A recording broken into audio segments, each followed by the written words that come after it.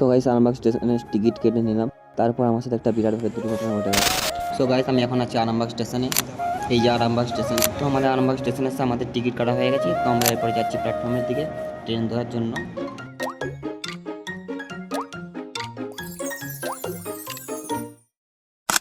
Ticket কাটা হয়ে গেছে, তো তাই আমরা বাস স্ট্যান্ড থেকে যাচ্ছি বাস ধরতে। সত্যিই কি আমরা বাস না ট্রেনে ধরছি আমি খুঁজে পাচ্ছি না গাইস। তোমাদের যদি জানা থাকে একটু কমেন্ট করে বলো। আমি তো খুবই চিন্তায় পড়ে গেছি গাইস, আমি তো বুঝতে পারছি না এটা বাস স্টেশন আর ট্রেন স্টেশন। তো তোমরা একটু আমাকে বলো। আর দেখো এখানে তো কোনো বাসও দাঁড়িয়ে নেই, এখানে কোনো ট্রেনও দাঁড়িয়ে নেই, তাহলে আমি বুঝবো কি করে বলো। ছবি তুলি করলাম। ऐसे कैसे वैसे जैसे कैसे बताए तुझको चाहे यारा बताया बातें दिलों की देखो जुबानी आके तुझे समझ ऐसे। গাইস দেখো এখানে এখনো পর্যন্ত কোনো বাস বা ট্রেন কোনো কিছুরও দেখতে পাচ্ছি না।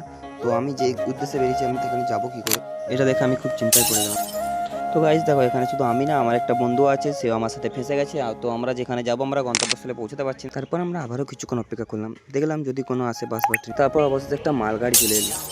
বন্ধুটা বলে কি রে, এটা তো মালগাড়ি না, এটা তো ট্রেন। তো আমাদের ট্রেন চলে এসেছে, তো আমরা এরপর ট্রেনে যাবো।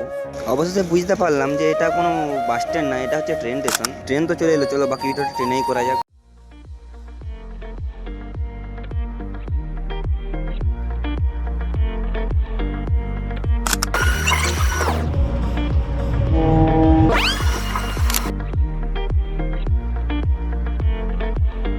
তারপর জানি না আমরা কোন একটা স্টেশনে পৌঁছালাম।